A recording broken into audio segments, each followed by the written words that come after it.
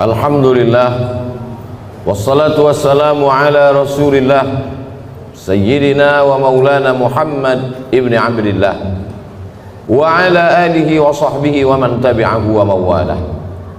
Ashhadu an la ilaha illallah wahdahu la sharika lah wa ashhadu anna sayyidina Muhammadan abduhu wa rasuluhu la nabiyya ba'dah. Allahumma salli ala sayyidina Muhammadin nabiyil ummi wa ala alihi wa sahbihi wa barik wa sallim. Qala Allah ta'ala fil Qur'anil azim wa huwa asdaqul qailin. A'udzu billahi minasy syaithanir rajim. Ya ayyuhalladzina amanu taqullaha haqqa tuqatih wa la tamutunna illa wa antum muslimun. Wa qala ta'ala fi ayatin ukhra. Ya ayyuhalladzina amanu taqullaha wa qulu qawlan sadida yuslih lakum a'malakum wa yaghfir lakum dhunubakum wa man yuti'illaha wa rasulahu faqad faza fawzan 'azima. Ibadallah, usikum wa nafsi bi taqwallahi wa ta'atihi faqad fazal muttaqun. Hadirin jamaah Jumat yang dimuliakan Allah Subhanahu wa taala. Seandainya manusia duduk 500 tahun termenung untuk memikirkan dia datang dari mana, dia akan kemana, dan untuk apa dia berada di sini, maka niscaya dia tidak akan pernah mampu menjawab. Begitu kata filosof dari Yunani. Karena keterbatasan akal manusia untuk menjawab pertanyaan dari mana, mau kemana, untuk apa, maka Allah dengan Rahman dan Rahimnya mengutus Sayyidina wa Maulana Muhammad sallallahu alaihi wasallam. Karena kalau hanya untuk merenung hidup ini akan membingungkan, maka beliaulah yang memberikan jawaban berdasarkan wahyu dari Allah Subhanahu wa taala. Dari mana kita datang? Wa idz akhadha rabbuka min bani adama min zuhurihim dzurriyyatahum wa asyhadahum ala anfusihim alastu bi rabbikum. Ingatlah ketika Allah sudah mengambil persaksian perjanjian dari kamu semua. Belum ada darah, belum ada kuku, belum ada bulu, belum ada rambut, belum ada daging. Ketika itu ruh kita semua sudah berkumpul di hadapan Allah Subhanahu wa taala. Dan Allah bertanya dengan satu pertanyaan, alastu bi rabbikum, bukankah aku ini Rabb kamu? Lalu kita semua menjawab, bala syahidna, kami bersaksi engkau adalah Rabb kami. Dari sanalah kita datang. Ini bukan tempat kita, ini tempat perantauan, tempat ujian, tempat jalan-jalan. Nanti kita akan kembali ke tempat asal kita. Maka semua yang kembali selalu kita sebut inna lillah wa inna ilaihi raji'un. Semuanya kembali. Di tempat perantauan hati memang tidak tenang, selalu ingin pulang. Maka selalu keluar ungkapan ar-rahah fil jannah. Ketenangan itu nanti di kampung halaman tempat asli kita di surga bersama Allah, bersama Rasulullah sallallahu alaihi wasallam. Setelah kita tahu, kita sadar kita datang dari mana, lalu untuk apa kita di sini? Wa ma khalaqatul jinna wal insa, tidaklah aku ciptakan jin dan manusia illa liya'budun, kecuali hanya untuk satu saja, beribadah. Kalaulah hidup hanya untuk beribadah, lalu bagaimana dengan perdagangan, perniagaan, pertanian? Bagaimana dengan membesarkan anak-anak? Disitulah kasih sayang Allah. Yang berdagang pun juga bernilai ibadah. Melangkahkan kaki dari rumah, bismillahirrahmanirrahim, Allah wa a'tasamtu billah la haula wa la quwata illa billah. Maka sesungguhnya di dalam tokonya, di dalam rukonya, di dalam pasarnya dia sedang beribadah. At-tajir seorang pedagang, as-saduq jujur, al-amin amanah, tidak curang, tidak bohong, tidak tipu, tidak dusta. Ma'an nabiyyin, mereka bersama dengan para nabi, was-siddiqin, bersama dengan orang yang benar, was-syuhada, bersama orang mati syahid, was-salihin, mereka akan bersama dengan orang-orang yang saleh. Mereka beribadah. Seorang ulama ahli tasawuf bersama diberi nama Imam Junaid Al-Baghdadi. Kita selalu mengenal bahwa Islam ini iman, itulah dia akidah. Islam itulah dia salat, zakat, haji, umrah, puasa. Dan ada yang disebut dengan ihsan. Ihsan hubungan batin, spiritual, mensucikan hati. Suci itu bahasa Arabnya safa. Orang yang mensucikan hati, man safa qalbuhu lillah. Mereka yang bergelimang, bergelut dengan ilmu mensucikan hati disebut dengan orang-orang menekuni ilmu tasawuf. Maka di antara ulama besarnya adalah Imam Junaid Al-Baghdadi. Imam Junaid Al-Baghdadi memiliki toko di pasar. Dia pagi datang membuka tokonya, ketika ada pembeli dia akad jual beli, ketika tidak ada pembeli dia sholat sunat, ketika sepi dia sholat sunat, ketika ramai dia tetap melayani, karena dua-duanya adalah ibadah. Setelah 400 rakaat dia tutup tokonya, dia pulang ke rumah. Sesuai antara dunianya hasanah, akhiratnya juga hasanah. Bagaimana dengan bercocok tanam, bertani? Idza waqa'at ala ahadikumul qiyamah, kalau hari kiamat sudah mau datang, wa fi yadihi fasilah, di tanganmu ada bibit korma, falyughrisha, tanamlah bibit korma. Kenapa? Karena kita tidak berpikir siapa yang akan memakan manis buahnya, siapa yang akan bernaung di bawah daunnya yang rimbun. Kita hanya berpikir bahwa kita sudah memakmurkan alam semesta dengan tanam-tanaman. Dosa bukan hanya zina, dosa bukan hanya khamar. Man qata'a sidratan, siapa yang memotong sebatang pohon sidir, sawwaballahu ra'sahu finnar, disungkurkan Allah kepalanya ke dalam api neraka. Begitulah Islam.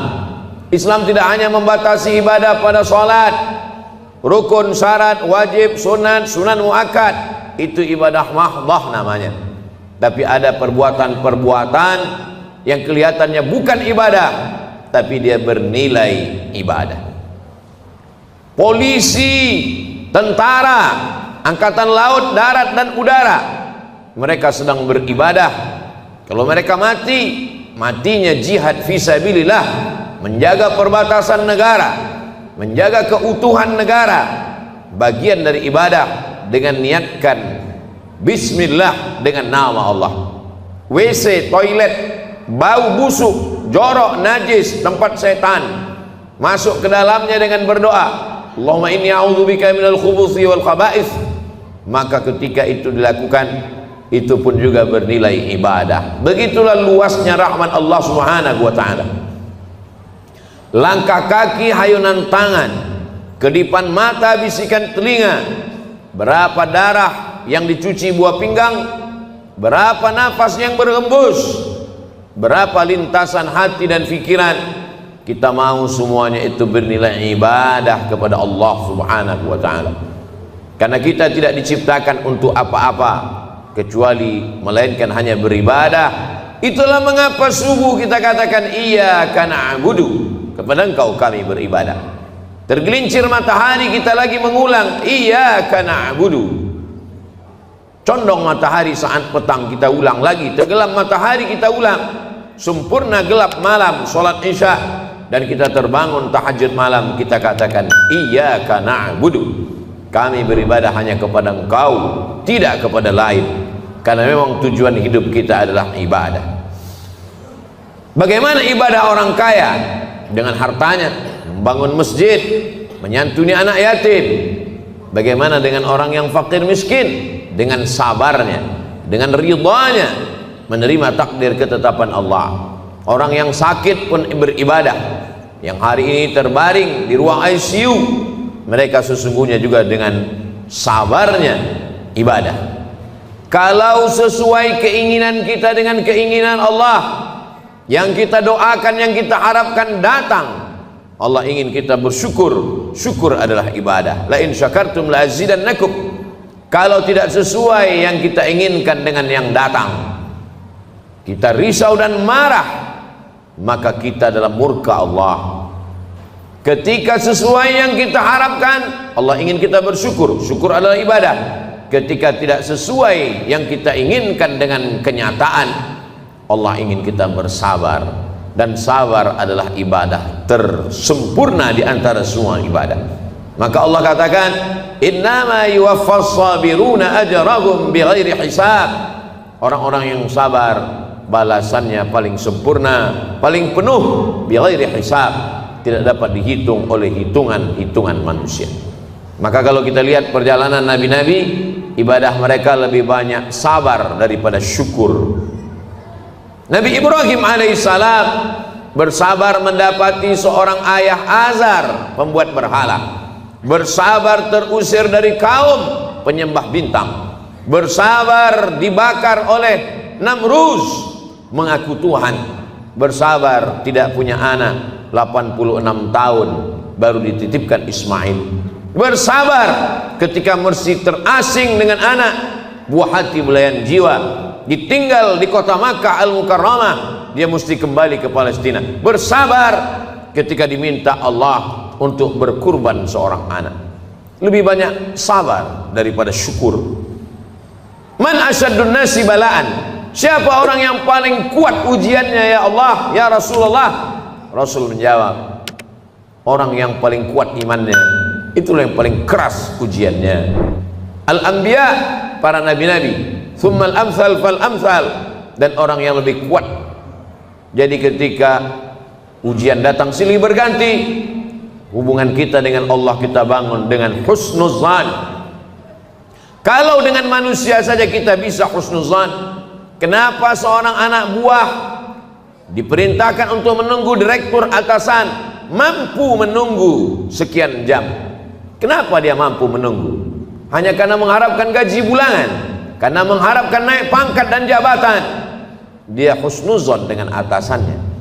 Mengapa kita tidak pernah husnuzon dengan yang paling tinggi, paling mulia, paling agung, paling teratas di antara semua atasan? Dialah Allah. Kita husnuzon kepada Allah subhanahu wa ta'ala.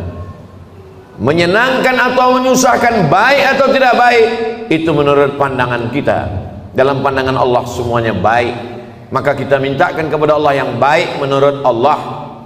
Berapa banyak anak-anak menganggap orang tua tidak sayang. Anak berharap ingin dibelikan handphone, anak berharap ingin dibelikan sepeda motor, anak berharap ingin dibelikan mobil. Orang tua yang tidak membelikan keinginannya menganggap orang tua tidak sayang. Padahal itulah orang tua yang sayang.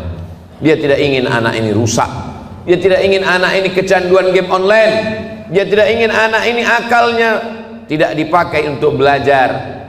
Seorang anak saja sulit untuk menangkap logika seorang ayah, bagaimana dengan logika Allah subhanahu wa ta'ala? Maka hubungan kita dengan Allah yang paling indah adalah hubungan husnuzan. Buah daripada husnuzan adalah ridha. Sebelum matahari terbit kita sudah katakan aku ridha, raditu billahi rabba, aku ridha menerima segala ketetapanmu ya Allah. Orang yang paling bahagia adalah sururul qalbi bimururil qada, hati merasa bahagia melewati perjalanan takdir Allah subhanahu wa ta'ala. Sampai kapan? Lelah, letih, kecewa, sakit hati, marah. Sampai kapan? Sampai akhirnya kita tidak lagi mampu berkata dan berbuat apa-apa. Muda, belia, terang benderang, sampai pada akhirnya menguning, layu dan mati. Di sini tempat kita sejenak singgah dalam perjalanan panjang, mampir sejenak ke pom bensin, ke toilet, berwudu, makan, istirahat. Setelah fresh kita lanjutkan perjalanan. Perjalanan kita selanjutnya adalah kembali menghadap Allah. Ketika kita sudah lulus dengan berbagai macam ujian, ridha, sabar, tawakal, berat ujian hidup, ada yang maha besar tempat mengadu. Angkat kedua tanganmu, katakan Allahu Akbar. Besar ujian hidupmu, ada yang maha besar. Allahu Akbar. Besar dosamu, ada yang ampunannya lebih luas. Dzunubi mithlu a'dadir rimali, dosaku sebanyak buih di lautan, sebanyak pasir di pantai, tapi ampunanmu lebih luas, lebih banyak lagi daripada itu ya Allah. Abu'u laka bi ni'matika alayya, aku datang menghadapmu membawa nikmatmu, nikmat mata, nikmat tenaga. Wa abu'u bi dzambi, tapi justru aku datang membalasnya dengan dosa-dosaku. Tapi aku yakin dan percaya Engkau mengampuni segala silap, salah dan dosa. Innallaha yaqbalu taubatal 'abdi qabla an yugharghir. Allah menerima taubat seorang hamba sampai kapan? Adakah batasan 40 tahun? Tidak ada. Sebelum ghargharah, sebelum sakratul maut, kembali ke jalan Allah. Ya ayyuhalladzina amanu, orang yang percaya bahwa dia akan kembali kepada Allah, hidup sejenak sementara. Man arafad dunya hanan alaih, siapa yang kenal dunia maka ringan bagi dia menjalani hidup dunia. Dunia tak sampai setengah sayap nyamuk, dunia tak sampai setetes dari lautan samudra. Bagi yang dapat setetes jangan bangga, jangan bahagia, karena yang kau dapat hanya setetes. Bagi yang tidak dapat jangan kecewa, karena yang tidak kau dapatkan pun cuma hanya setetes.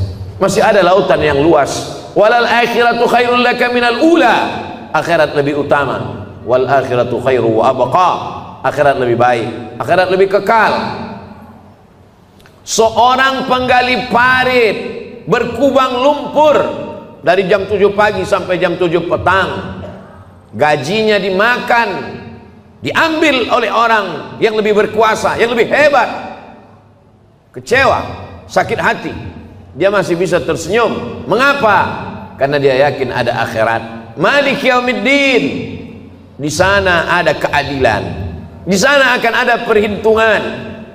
Hatta yuqadus satul jalha, hatta yuqadus satul qarna, sampai-sampai kambing yang bertanduk akan dituntut oleh kambing yang tidak bertanduk. Begitulah keadilan Allah subhanahu wa ta'ala. Untuk apa ada akhirat? Bagi mereka yang A, tidak, T, keyakinan, is, orang yang meyakini tidak ada Tuhan, tidak ada malaikat, tidak ada akhirat, mereka akan stres, mereka akan depresi, mereka akan bunuh diri. Bagi mereka gedung yang tinggi puncak daripada penyelesaian segala masalah. Naik ke atas gedung, terjun ke bawah. Kalau dia bahagia, sebahagia-bahagianya, karena menurutnya dialah puncak kebahagiaan, tidak ada Tuhan. Kalau dia stres, susah, depresi, dia akan amat sangat menderita dalam hidup. Orang beriman, kalau dia sukses, kalau dia kaya, kalau dia berkuasa, maka dia akan berkata, hadza min fadli rabbi, ini karunia Tuhanku, liyabluwani, untuk menguji aku, ashkur, apakah aku akan bersyukur, am akfur, atau aku akan kufur. Kalau dia sedang diuji, susah, sakit, menderita, dia tidak stres, dia tidak putus asa, karena itu hanyalah salah satu bagian dari cara Allah untuk menguji imannya. Untuk apa kita hidup sampai hari ini? Kenapa kawan kita, sahabat kita lebih muda, lebih sehat, lebih dulu mati daripada kita? Alladzi khalaqal mauta, Allah menciptakan mati, wal hayata, Allah menciptakan hidup, liyabluwakum ayyukum ahsanu amala. Allah menguji siapa yang paling baik amalnya, bukan yang paling tinggi jabatannya, bukan yang paling banyak hartanya, bukan yang paling ganteng wajahnya. Ayyukum ahsanu amala, siapa yang paling baik amalnya. Sampai pada akhirnya kita akan menghadap Allah. Allah mengundang, ya ayyatuhan nafsul mutmainnah, wahai jiwa yang tenang, irji'i ila rabbiki radiyatan mardiyah, kembali. Ini bukan tempat engkau, ini hanya tempat persinggahan. Kembali ke tempat yang lebih baik, lebih kekal, lebih abadi. Irji'i ila rabbiki radiyatan, engkau dalam keadaan ridha, mardiyah, dan Allah pun meridai engkau. Fadkhuli fi ibadi, masuklah ke dalam golongan hambaku. Wadkhuli jannati, masuklah ke dalam surgaku. Innal ladzina amanu, orang-orang yang percaya, tsumma istaqamu, kemudian mereka istiqamah, tatanazzalu alaihimul malaikah, turun malaikat kepada mereka. Apa kata malaikat? Allah takhafu, jangan takut, jangan takut dengan sakaratul maut, jangan takut. Wala tahzanu, jangan sedih, jangan cemas, jangan sedih meninggalkan istri, anak, keluarga, kantor, kawan, sahabat. Jangan sedih. Setelah takutnya hilang, sedihnya terbang. Wa abshiru bil jannati allati kuntum tu'adun. Berbahagialah, engkau mendapatkan janji Allah. Dan Allah kalau sudah berjanji, innaka la tukhliful mi'ad, engkau tidak pernah ingkar janji. Semoga kita selalu dalam keadaan istiqamah iman dan Islam, bersabar dalam keadaan senang, kenyang, diberikan kekuatan dalam keadaan susah dan payah. Barakallahu li wa lakum fil Qur'anil azim wa nafa'ani wa iyyakum bima fihi minal ayati wa dzikril hakim wa taqabbala minni wa minkum tilawatahu innahu huwal ghafurur rahim.